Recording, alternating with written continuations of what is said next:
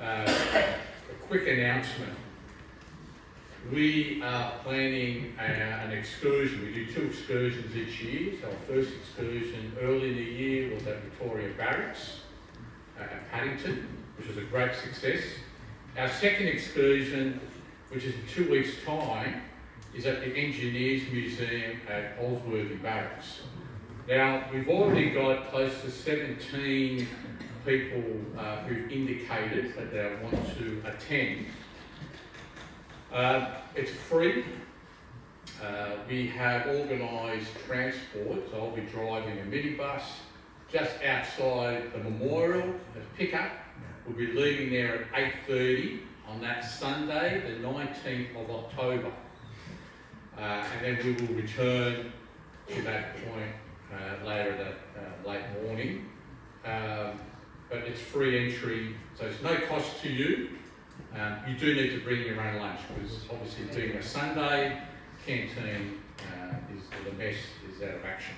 So if you have already lodged your name, it is on the sheet on the desk at the front, at the door. So, but if you're in that situation, I do need a driver's license number off you, so I can send that through to Holsworthy. They do a security check prior to us attending on the 19th. So if you have submitted your name via email or on a sheet last week, if you can please, before you leave today, there's another sheet there with your name, and you just write down your license number. If you would like to attend, we still have a few spots. So again, we just need your name, contact details. It could be a mobile or email, and then some ID. We need to send that through at least a week before we arrive. So please, if you could do that, that'd be greatly appreciated. Like I said, the minibus can take up to 21 passengers. You can drive there, that's not a problem. There is parking outside Holsworthy, and it being a Sunday, you should be able to find plenty of parking. And then we are congregating just outside the main gate. They'll check your ID again, so you need to bring a hard copy of that ID, so your licence. It has to be hard copy, not electronic. And then we move in and we'll be escorted to the Engineers Museum. I believe that they're adding on the Military Police Museum, which is next to the Engineers Museum, so we should be able to see both while we're there. Okay. So if you have any questions, please come and see me at the end of our lecture this morning. So, it's my great pleasure to introduce our new speaker. His name's Alexander Muscat.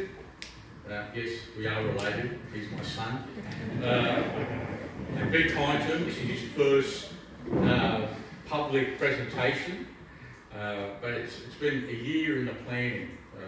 So Alexander just recently graduated from uni with a double degree in education and arts, humanities, and he majored in history and minored in studies of religion. So he's currently working as a full-time permanent teacher in northwest Sydney, and he's always had a passion for ancient history, which is the main area he studied at university. And this morning he's presenting a significant combat between the Roman Empire and members of a radical group within Judea. And as you read on the flyer, his focus is really on Roman siegecraft as a way of holding down the rebellion that occurred within Jerusalem. So we can put our hands together and welcome Alexander.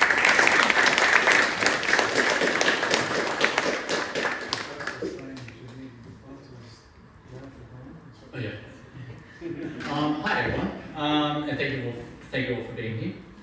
So today I want to take you on a journey not just through an ancient battle, but through one of the most significant times in Roman military history.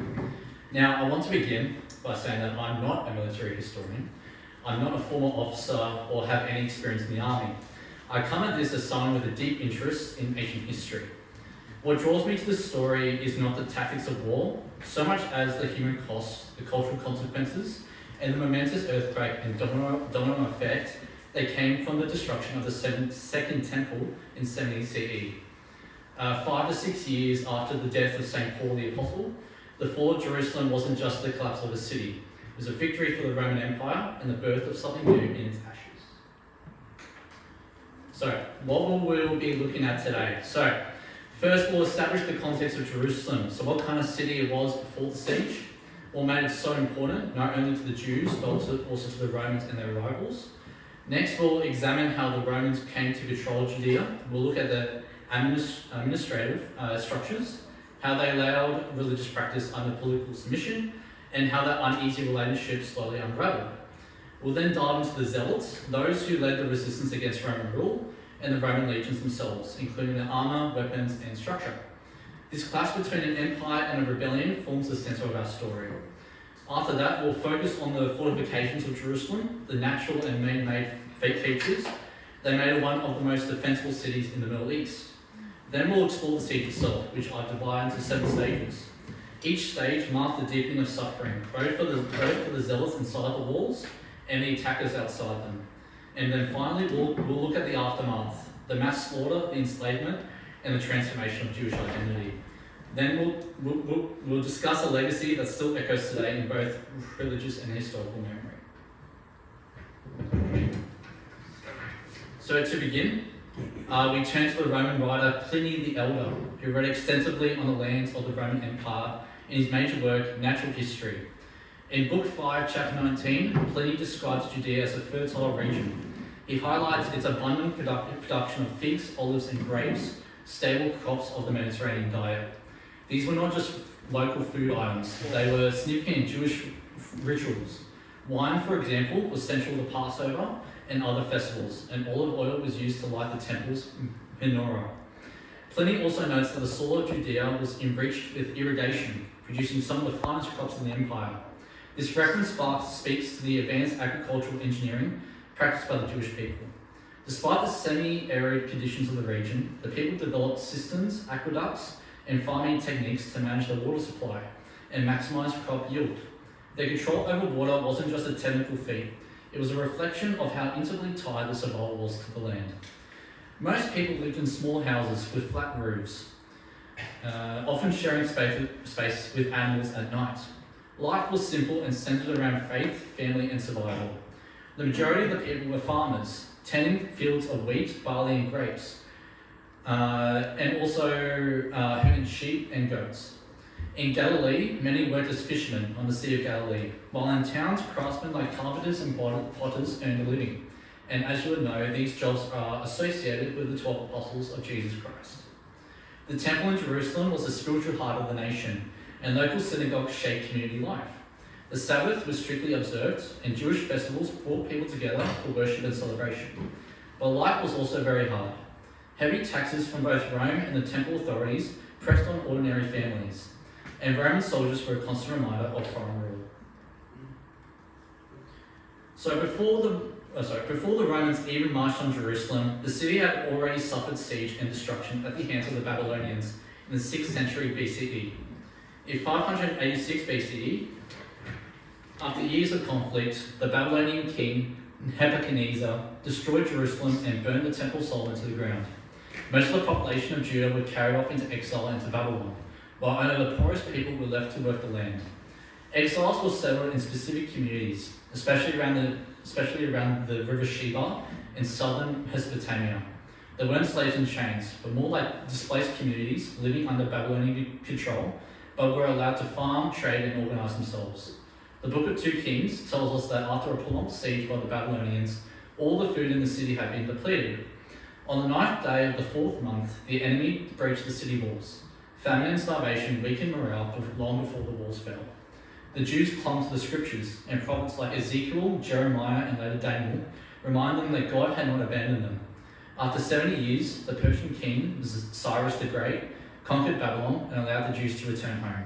They rebuilt Jerusalem and eventually the Second Temple, but the memory of exile never left them.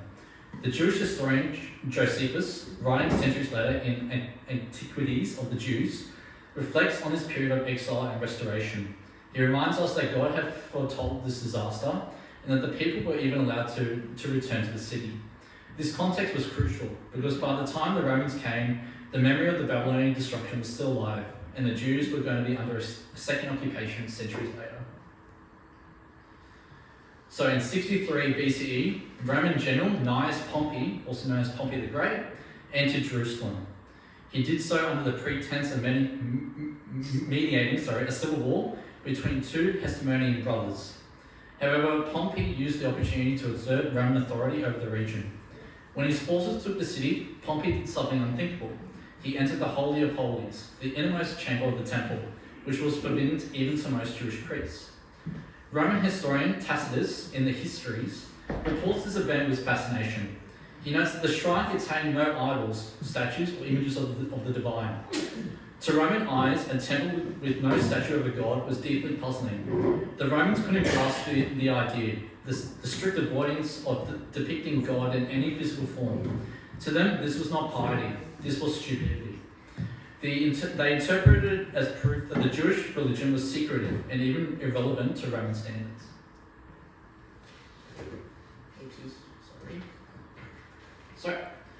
The Roman desire to conquer Judea was not driven solely by tension. There were pragmatic, political, and economic reasons as well. First, Judea held a strategic location. It was a land bridge between Egypt and the great empires of Mesopotamia and Syria. Whoever held Judea controlled the trade routes and military highways that linked east and west.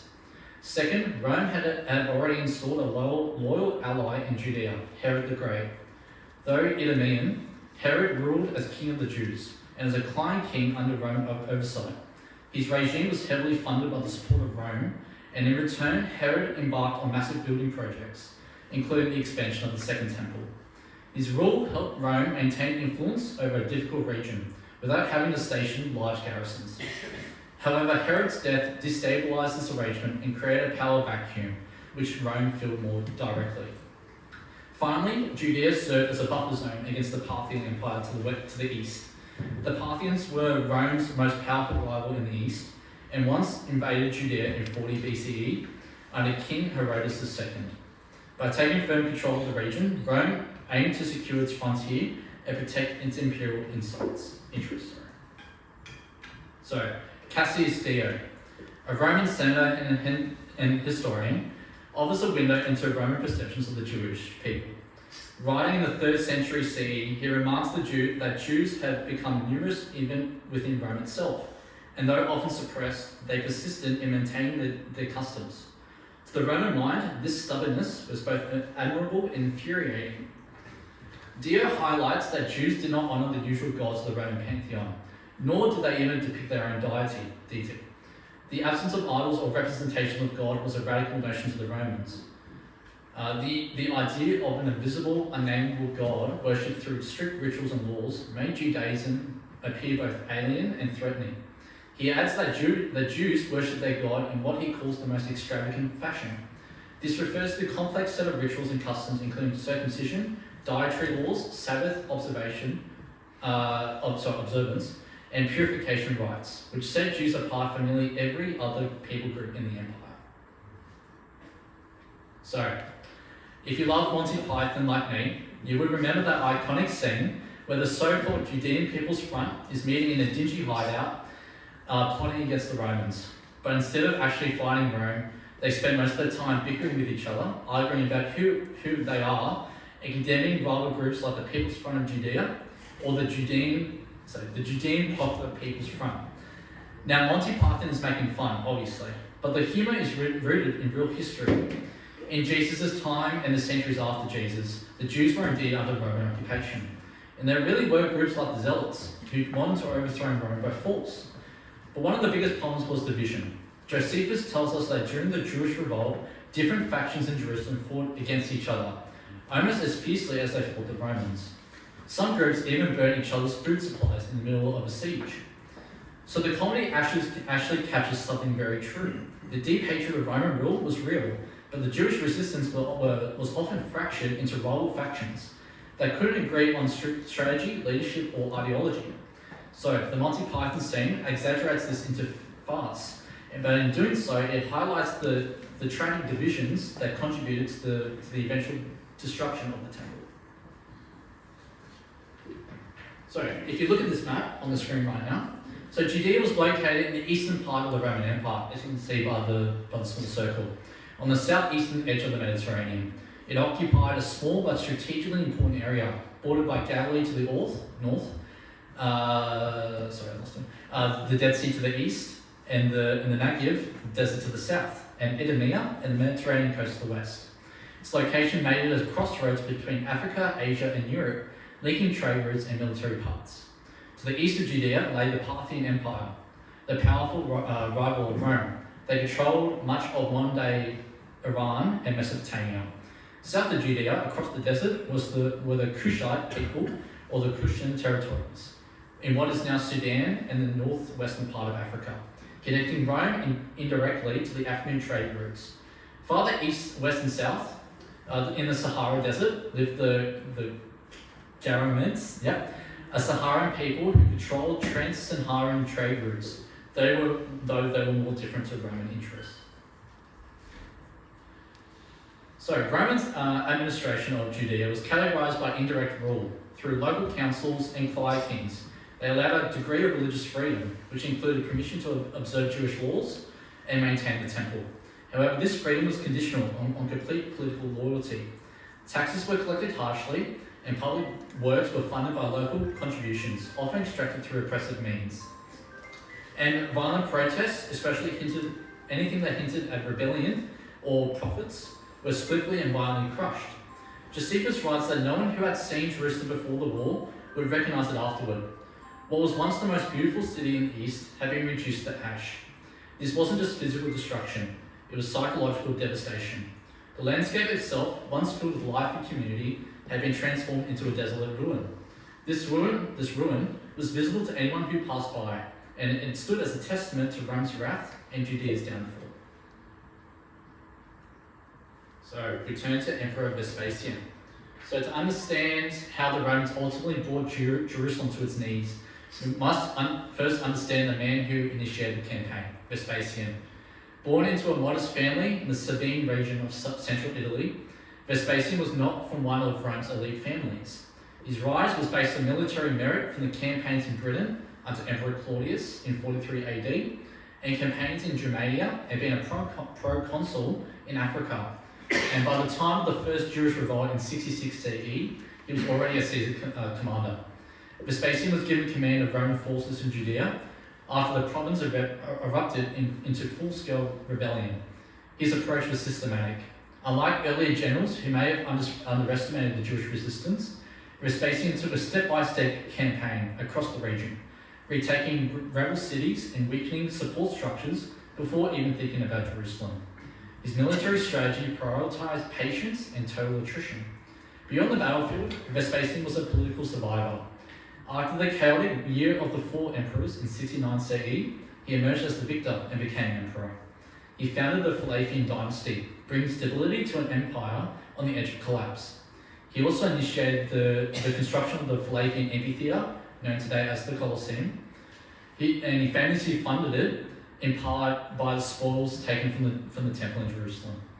Vespasian was also known for his abnormal reforms, including the introduction of a tax on urine, collected from public urinals used in tanning leather and laundering clothes.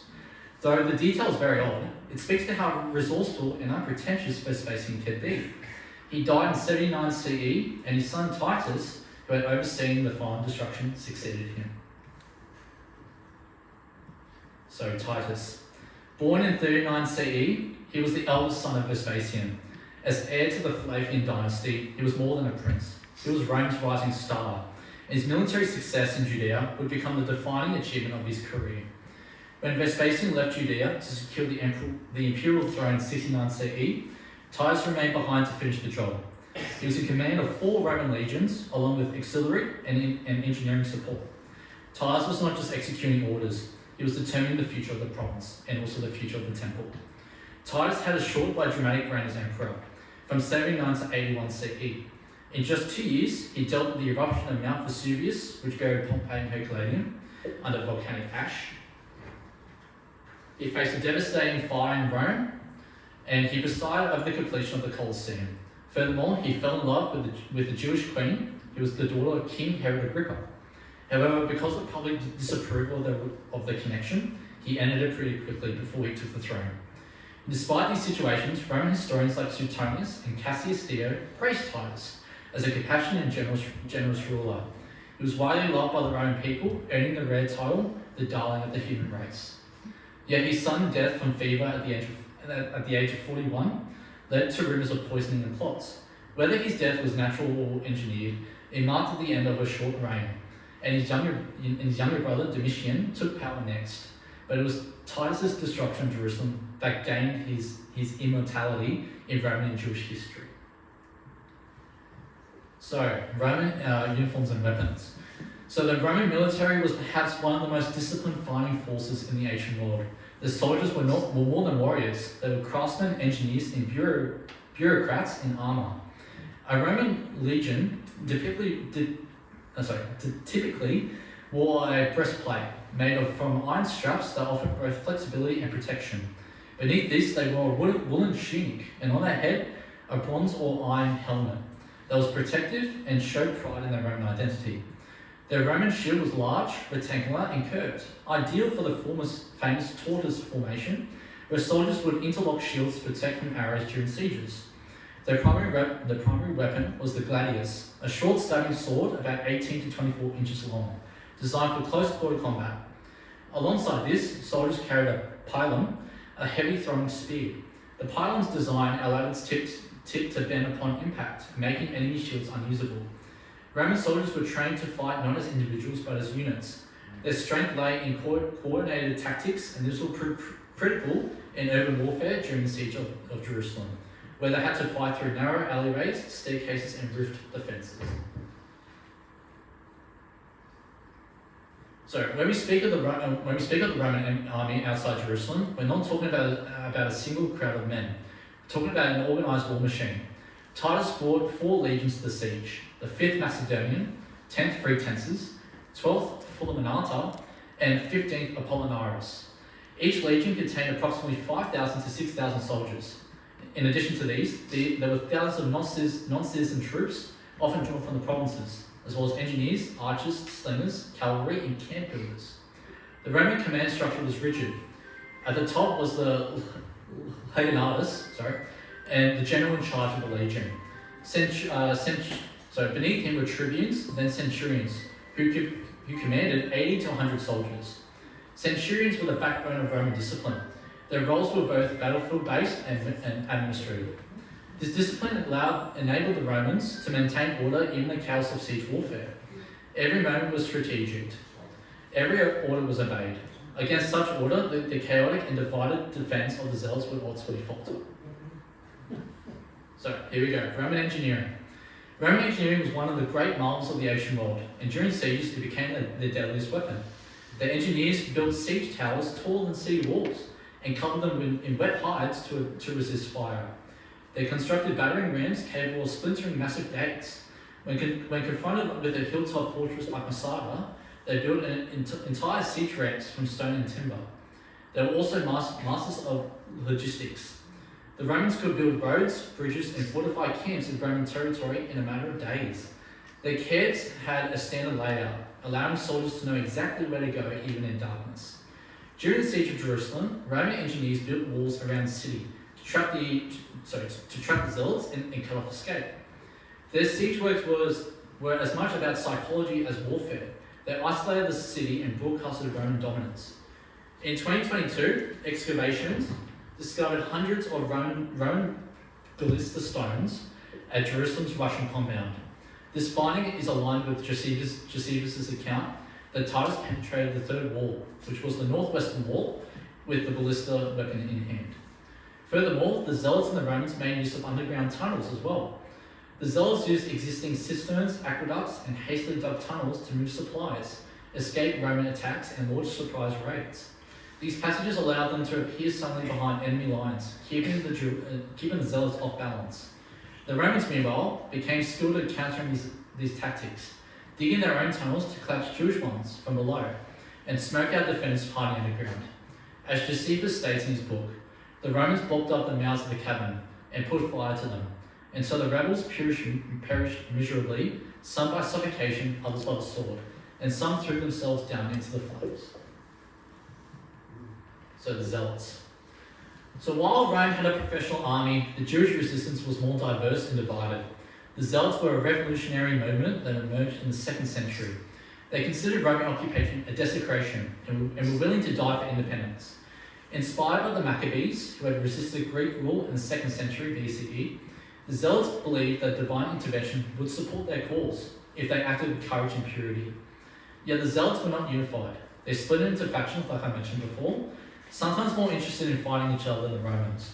Two of their main leaders, John of Gustavus and Eleazar ben Simon, both commanded separate bands of fighters. These leaders disagreed on strategy, ideology, and control of Jerusalem itself. The resulting civil war within the city, while the Romans encircled it, proved disastrous. So, John. He was a Jewish rebel leader from northern Galilee. Originally a resistance fighter, he retreated to Jerusalem as the Romans advanced through the countryside. John claimed that he had come to the city merely to worship, but once inside the walls, he took advantage of the political vacuum. He used charisma and brute force to rise to power, positioning himself as one of the most primary commanders of the Zealot movement.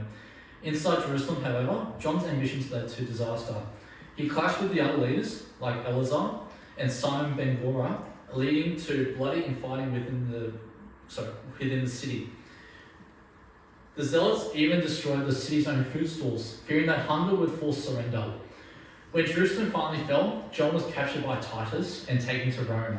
He was forced to march in Titus' victory parade, a brutal Roman tradition, and was later sentenced to life in prison. Eleazar ben Simon, on the other hand, was another major Zealot leader. He was known for his extreme opposition to Roman rule and for his control of the Temple Mount, which made him spiritually influential. Eleazar grew up in Galilee and likely gained his early leadership experience resisting Roman forces in rural uprisings. He led one of the most purest factions among the Zealots and saw compromise as betrayal. Yet even Eleazar fell victim to the civil war within the city. His faction clashed with John's, and eventually he lost control of the Temple Mount to rival groups.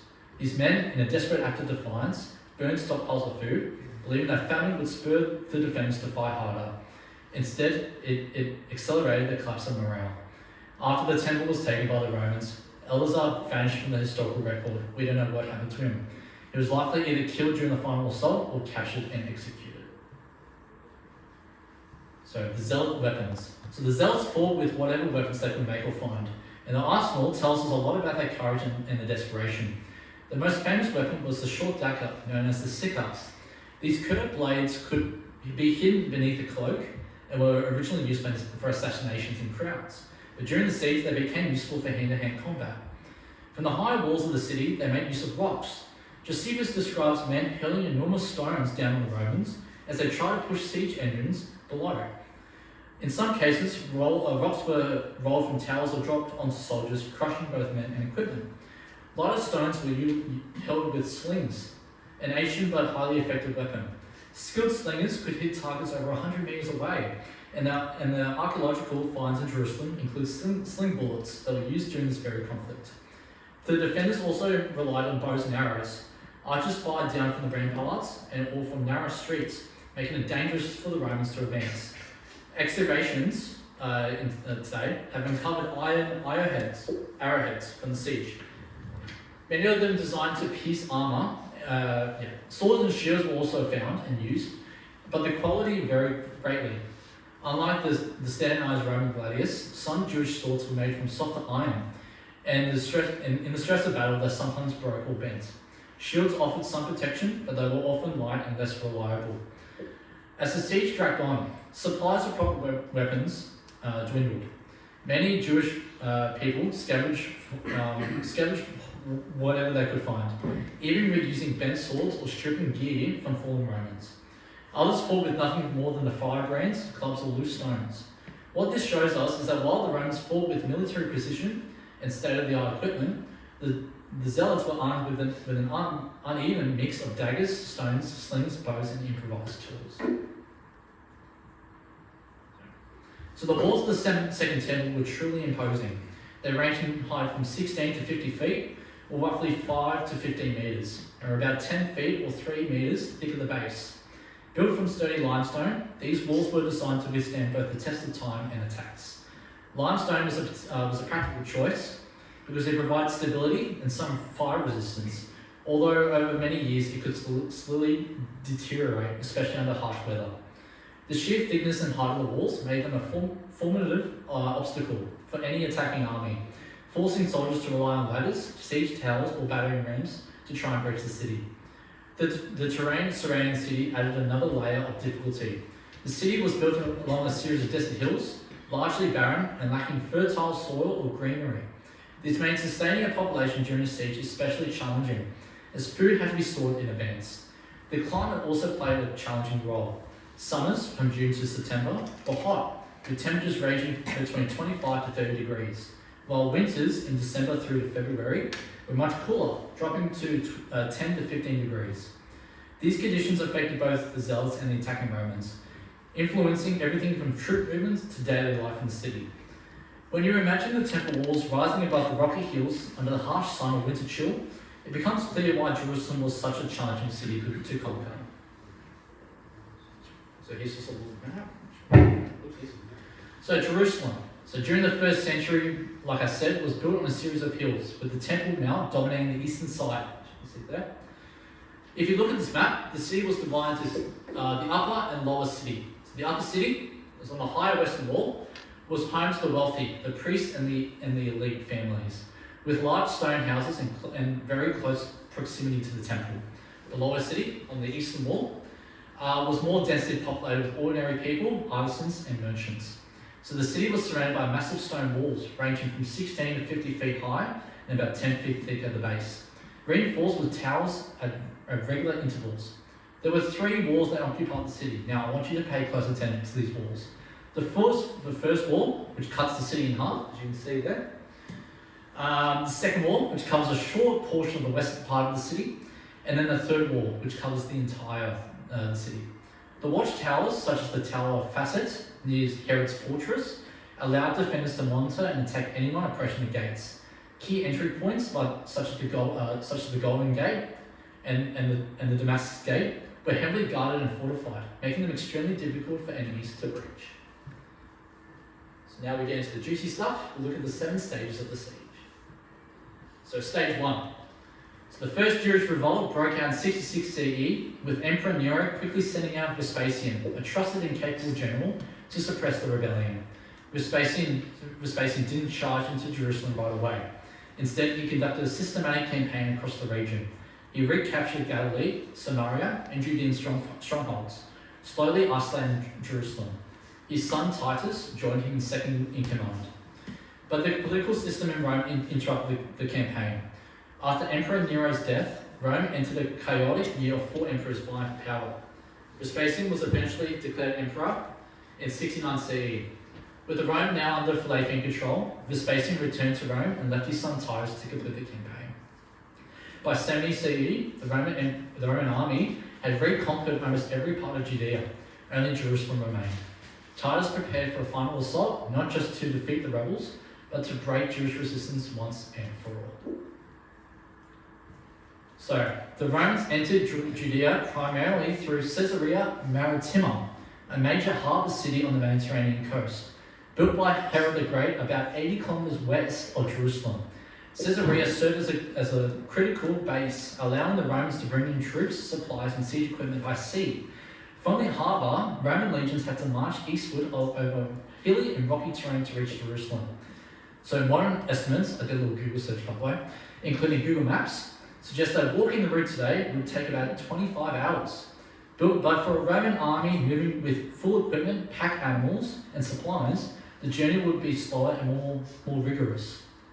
The route involved navigating valleys, ridges, and desert-like hills, which made the approach both physically challenging and strategically significant. The terrain allowed the Romans to scout the land, choose camps along the way, and prepare for the siege, highlighting how geography influenced military operations during the conquest. So, in the spring of 70 CE, Titus arrived with 4 legions, roughly 60,000 to 70,000 men, and began the encirclement of Jerusalem. The city was already weakened by internal conflict. Zealot factions had been fighting each other for months. Civilians were starving, and the city was crowded with pilgrims who had come for Passover, unaware that they would be trapped inside a war zone. There was a discovery in 2013 in Jerusalem in an underground water reservoir of nearly 3 complete cooking vessels with an oil lamp. This confirms the theory that the civilians were making their own food for survival, as well as hiding in abandoned cisterns away from the conflict. Titus ordered the construction of siege walls and earthworks around the entire city. This was a Roman technique known as circumvallation. It not only prevented escape and reinforcement, but also demonstrated the overwhelming power of Rome. It not only prevented escape and reinforcement, but also demonstrated, nothing could get in or out. In a darkly ironic twist, some Jewish rebels mocked the Romans by pretending to prepare them for meals, joking about roasting them alive. This psychological warfare was a form of resistance against the occupying forces. As the Romans surrounded the city, they began building ramparts, siege towers, and engines, all while facing harassment and assault from Jewish fighters along the walls. In 2016, archaeologists discovered part of a Roman watchtower at the third wall, alongside some more pilasters stones scattered around it. This finding suggests that Titus' goal was clear: suffocate the city, weaken its defenders, and wait for the right moment to strike. So after weeks of bombardment, the Romans breached the first outer wall. This wall, known as the third wall, was the newest and weakest of Jerusalem's defences, built to protect recent northern suburbs. Despite fierce resistance, the wall eventually fell. Titan's legions used battering rams, catapults, and siege towers to break through. Siege towers were tall wooden structures, as you can see on the picture, covered with heights to protect against fire. Inside them, Roman soldiers advanced with shields and ladders, attempting to reach and overtake the ramparts. At one point, some towers were so heavy that the ground sank slightly, causing them to tip or shake like wobbly skyscrapers. The soldiers had to scramble to prevent them from collapsing. Once the third wall was breached, Titus paused and offered terms to surrender. He wanted to avoid destroying the city, especially the temple, but the rebels rejected, believing that they were fighting for their faith and their freedom. This refusal sealed the city's fate. So the Romans primarily targeted the northern and western walls first, as you can see by diagrams, as these areas were more accessible than the heavily fortified eastern side around the temple. They also sought to control the southern approaches, cutting off any escape or resupply routes. Using battery rams, shields, siege towers, and disciplined legions, the Romans breached these walls and pushed into the city. Once inside, they advanced precisely, moving from the north to the south, and from the west toward the temple in the east, clearing streets and isolating pockets of resistance.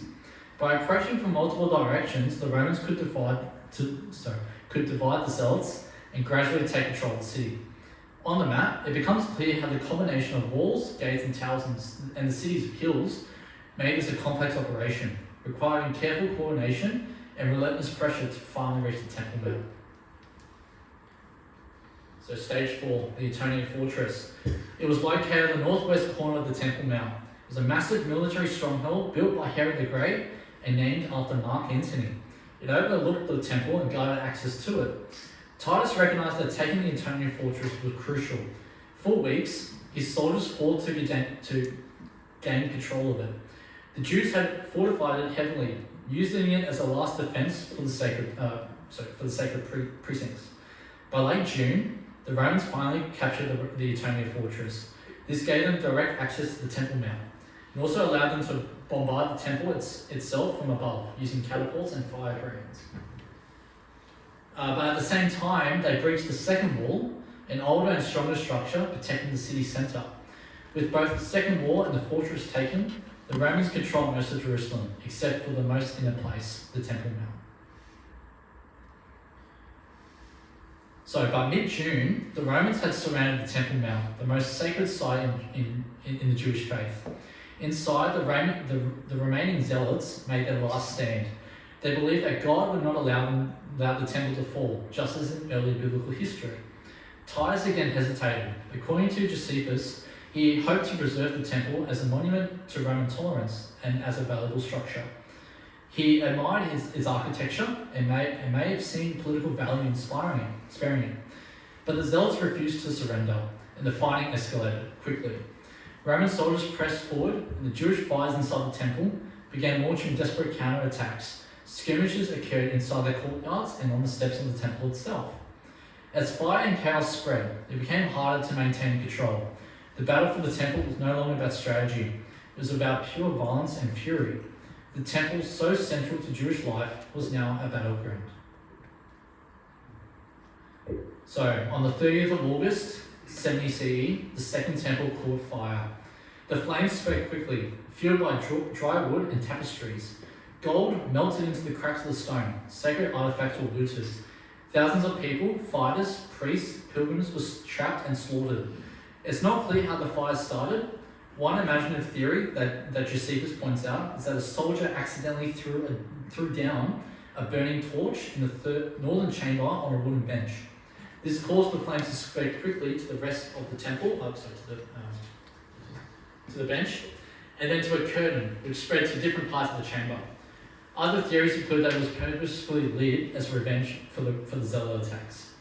Josephus describes the horror in graphic detail: smoke choking the air, people leaping to their deaths, and priests being cut down beside the altar. The temple, which had once stood for centuries, was reduced to rubble in a matter of hours. To the Jews, this was not just a military defeat, it was a spiritual catastrophe. The dwelling place of their God was gone. So after the temple fell, the remaining districts of Jerusalem were systematically destroyed. Buildings were burnt, citizens were massacred, or many perished from starvation and disease. Tens of thousands were taken as slaves, forced to labour in Roman mines, or marched in chains throughout the empire. Some were executed in Titus's triumph, the grand parade in Rome celebrating victory. The sacred menorah, silver trumpets, and temple artifacts were carried through the streets as trophies. To commemorate this event, Rome built the Arch of Titus, which still stands today in Rome, by the way. Carved into its panels is the unthinkable image of Jewish captives and Roman soldiers bearing the candle, the symbol of divine light now dimmed by conquest. Jerusalem, which was once the city of David, had become a graveyard. So the siege of Masada. So although Jerusalem had fallen, one last group of rebels held out at Masada, a fortress built by Herod on top of a desert plateau near the Dead Sea. Led by Eleazar ben Ira, a group of zealots, and Sicarii, some of the most radical anti-Roman fighters took refuge there. For 2 years, they withstood Roman pressure. Finally, in 73 CE, Rome sent the 10th Praetorians under General Flavius Silva to end the resistance. Silva surrounded Masada and built a massive siege ramp, which is still visible today, to breach the walls. When his troops finally entered the fortress, they found something shocking: nearly 1,000 people dead by mass suicide. Josephus reports that Eleazar convinced his people to die freely rather than live as slaves. Whether this account is fully accurate is debated, but the story of Masada became a symbol of Jewish defiance and martyrdom. So the fortress of Masada sits on a rocky plateau overlooking the Dead Sea, roughly 20 to 25 kilometers east of Jerusalem, in a straight line. However, this terrain is very extremely rugged, with steep hills, narrow passes, and desert conditions, which may travel much slower than the distance alone suggests. Modern estimates, again, I did a quick Google search, on Google Maps show that walking the route today would take about 20 hours. But for the Romans, again, moving an entire army from Jerusalem, the journey would be even more challenging. The Romans needed to maintain formation, protect their baggage trains, and navigate the harsh desert environment, which required careful planning and pacing. Despite these difficulties, they managed to reach Masada and construct a siege ramp against the fortress. demonstrating both their engineering skill and the capabilities of being in the army. Their journey from Jerusalem to Masada highlights how isolated and defensible the fortress was, making the Zealots' final stand there even more dramatic. So like I said, the fortress's steep cliffs made it extremely difficult to access. The plateau is roughly 1 kilometre long and half a kilometre wide, giving the Zealots a commanding view of the surrounding terrain. Herod the Great built Masada as a luxurious fortress and palace complex, complete with stone rooms, cisterns, and defensible walls, designed both as a refuge and a symbol of his power. The Romans established a siege camp on a neighbouring mountain, as you can see by the diagram, from which they could observe the fortress and plan their attack. To reach the plateau, they constructed a massive assault ramp on the western side, using thousands of tons of stone and earth to create a slope that could support siege engines and soldiers. Ancient evidence showed the ramp was built with enormous labour and careful engineering, gradually allowing the Romans to bring battering rams and other equipment close enough to the walls. This siege camp itself included barracks, storage areas, and a network of roads and fortifications designed to maintain a constant presence and prevent any escape. From this camp, the Romans systematically pressured the Zealots, eventually breaching Masada's walls.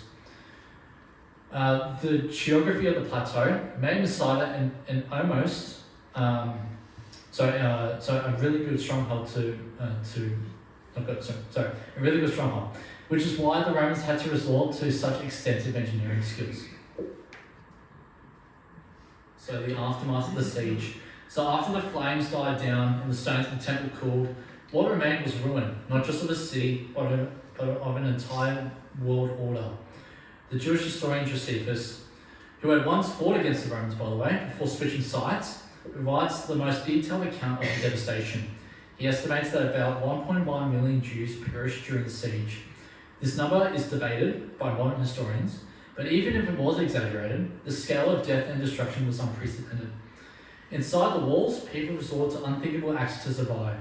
Josephus even tells of instances of cannibalism, though as with many of his stories, it is difficult to separate his history from horror literature.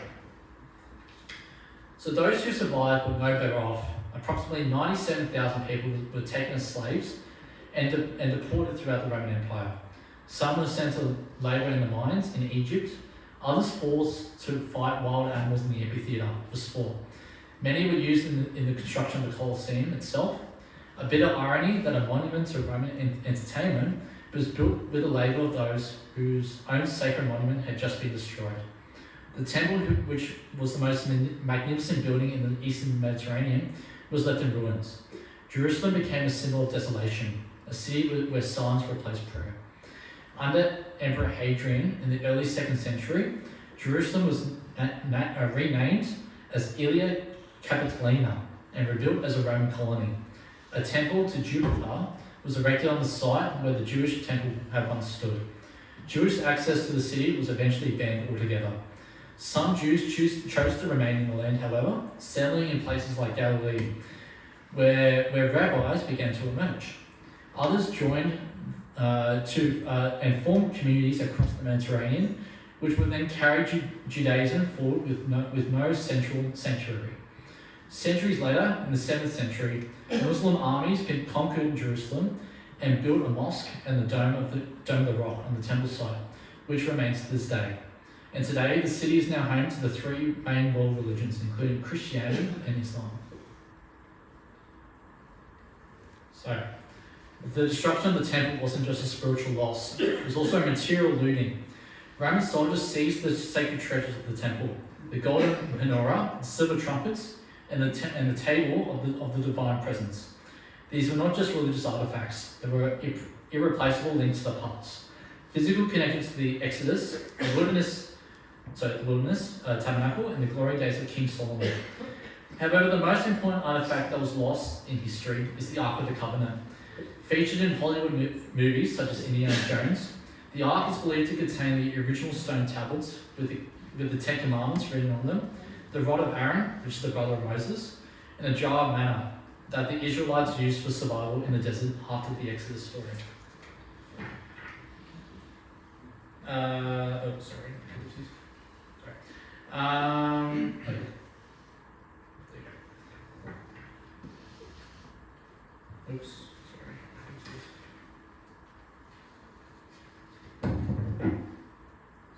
Oh, okay. Sorry about that. So these objects were paraded triumphantly in Rome in 71 CE during Titus' victory celebration. After the triumph, the treasures vanished from history. Some believe they were kept in the Temple of Peace in Rome, which later burnt. Some believe that they were kept, others suggest that they were taken by barbarians, perhaps King Alaric the Visigoth, who sacked Rome in 410 CE. Legend claims he buried them in a secret temple, which was never found to this day. Other theories holds that the treasures were taken to the Byzantine Empire and possibly hidden by the church itself. Some even speculate that they lie today beneath the Vatican in secret vaults alongside other religious artifacts. Whatever their fate was, the lost temple treasures remain one of the most history's greatest mysteries, a symbol of loss and of something sacred stolen and never recovered. Here we go. So, the destruction of the temple didn't mark the end of Judaism. It marked its transformation. Without the temple, there could be no sacrificial worship, which was the central part of Jewish life for centuries. There were to be no more animal offerings, no altar, no high priest, no Sadducees, who were the priests and deeply tied to temple worship, and all of them disappeared from history. In their place rose the rabbis, the teachers and interpreters of the Torah. These sages created new centers of learning, especially in Galilee and Babylon. They emphasized study, prayer, and ethics over sacrifice. The home and the synagogue replaced the temple. This new area of Judaism, Torah study became the highest form of worship. This shift allowed Judaism to survive without a central sanctuary. It became adaptable and capable of enduring exile and persecution. The Zealots, on the other hand, all but vanished. Their apocalyptic hopes and violent resistance had fallen. After Masada, there was no more armed rebellion for many decades, until some individual zealots teamed up and gradually revolted, which started the Kitos War in 115 AD. Oh gosh, sorry, it's not good.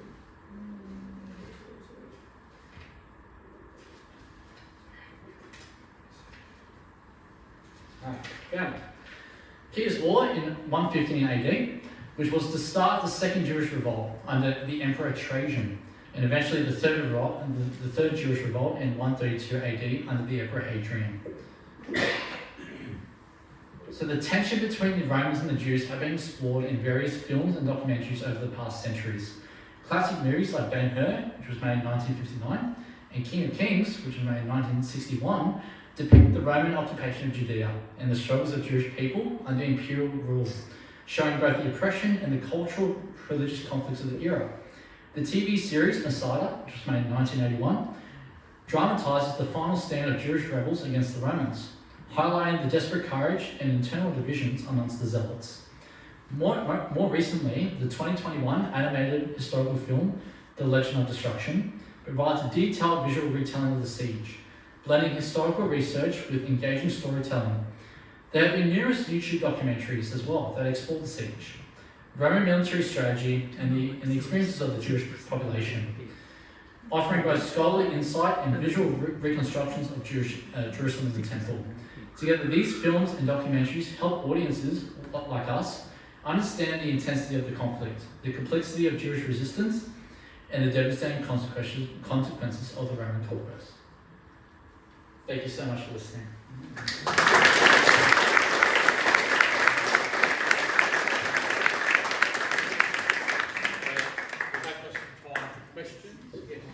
Well done.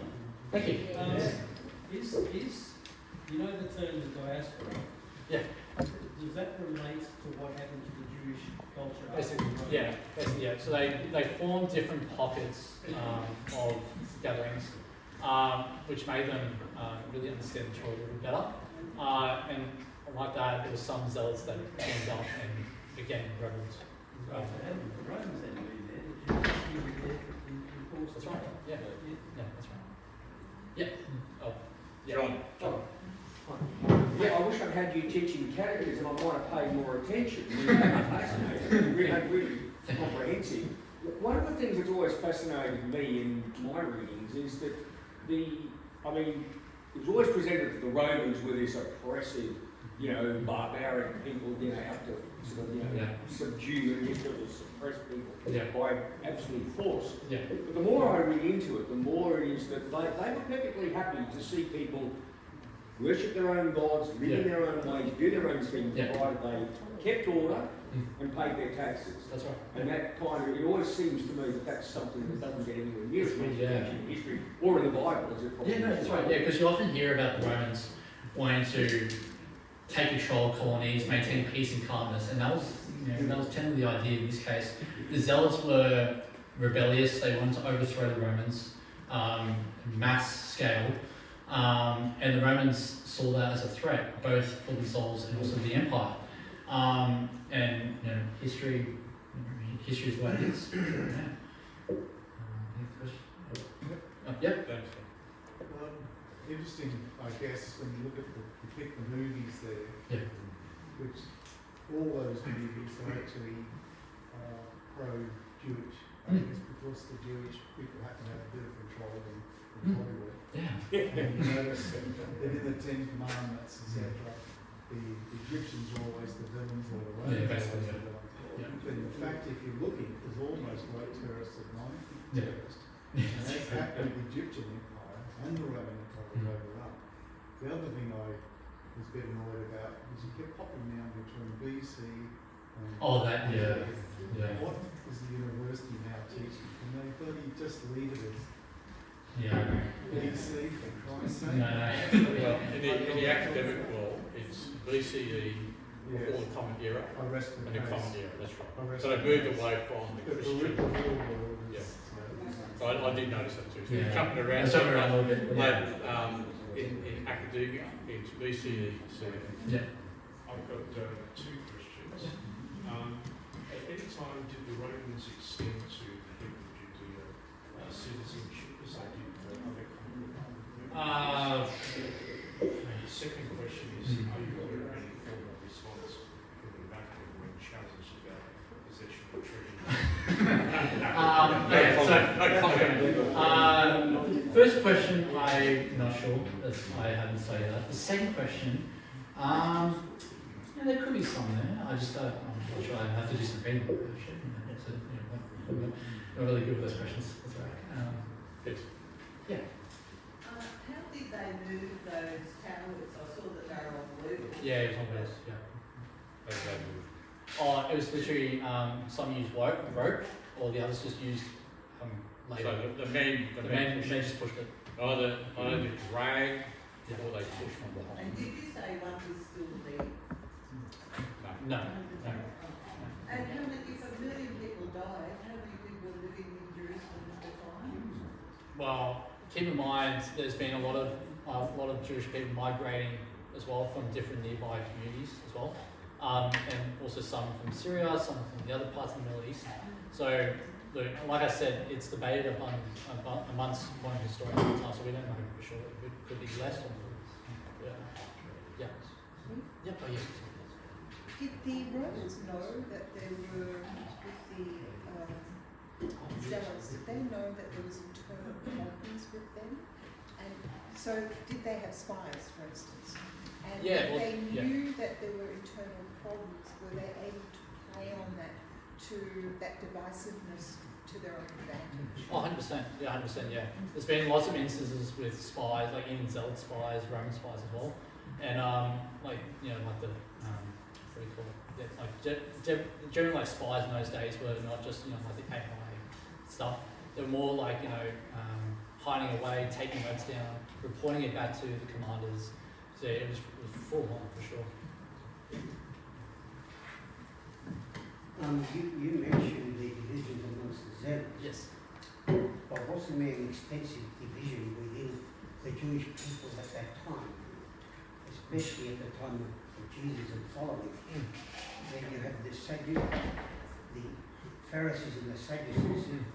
You also had people who had moved away from the idea that Jehovah was the only divine being. Yeah. They talked about having a partner of Jehovah. There were all kinds of different beliefs at that time. Is that correct? It is correct, yeah. Like definitely during Jesus' time, with Christianity developing, a lot of people basically left the temple and followed the Christian teachings. Now that was a threat to the temple as well, and like temple authorities pressed on that issue as well. But yeah, there was two things going on. There was the sort of like the political, religious, what's the word? Tension. And then there was also the military and the land conquest as well. So there's two things going on. Did the Romans get involved? I mean, they had the Pharisees in control, but did they also control the Sadducees? So the thing was that definitely during the siege there was no Roman governor at the time. So the story of Pontius Pilate, it was long gone. And what I remember reading was that there was a high priest at the time. The Sadducees and the Pharisees left the temple, and the rebels took over the entire temple. So the Zealots banished all the priests and the Sadducees from the temple, and it was taken over by the Zealots. So the Zealots take control of everything. Okay, we might have last question, but we've been running out of time. Alexander, Yes. great talk. Thank you. I think that a huge component of the Roman army would have been there. I think 5 legions. There were no more than 22 legions. So 1/4 of the empire's professional army. Why did they take so long to achieve breaking the siege? Well, the thing is that because a lot of constant attacks from the Zealots made it difficult for them to suppress the rebellion, and so much so is that because the Zealots basically exaggerated the whole idea of I want all of you gone. They pretty much exaggerated by physical violence and sabotage and stuff, which made it difficult for the Romans to even suppress it. So it took years and years. And then that's when the Romans said enough is enough, and they constructed all these siege towers and all that thing, all the stuff to bring it down. So yeah, it's crazy. So you've got to remember too that the siege lasted from 66 to 70. Yeah. So it was a large, we're not talking about just the year 70, all the lead up that included. So it got to the point where the Romans did so much, and you can imagine they needed to maintain control of the region. It got to the point where, as any ruler, I guess that idea of maintaining control took over, became quite emotional, and they said, we need to end this now. So they, like anything, if you want to go in and end something, you take as many as you can, and try to have a decisive victory. I think Vespasian took a bunch of those legions to go fight for the imperial throne as well. I don't think they were all there the whole time. There was a lot of back and forth. And you had that political turmoil that was happening in Rome as well. Yeah. So they were quite in a state where they had to make up some quick decisions. All right, we'll do one more. I'm just going to make a comment. The Ben Kobar revolt. Yes. Actually, the first legion that went in there was from Egypt and got massacred in there. Yeah, that's right. But the Hadrian had to send 3 legions from Germany. So actually, actually, part of that is that Rome did move legions from other areas into operation. That was very It took about 9 months for those legions to get there. Yeah. But they were obviously when they got there. And you can understand why they had such a network of roads, right? All for one reason, that's to get those men as quickly as possible to a particular hotspot. So when you think about their whole logistical development as an empire, it was all for one reason. Let's just get the men to a particular place to water down a hotspot as quickly as possible. The only problem with that, of course, is when 15,000 men are marching and they go through a town with only a couple of hundred people, that is just wiped out. It's called collateral damage. We're going through regardless. Well, thank you so much. We'll put our hands together again.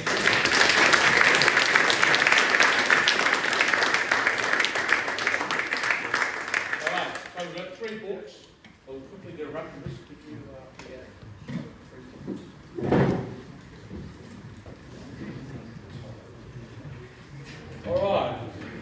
E42, E42. So once your ticket's called, you can go to the back table and collect the book. A51, that's green. A51. The last one is E38. E38. Thanks again, everyone. Don't forget, if you want to join us on that excursion, if you put your name, please check that you've got written down your ID number, that's your license number. Thanks again, have a good weekend. And a long weekend.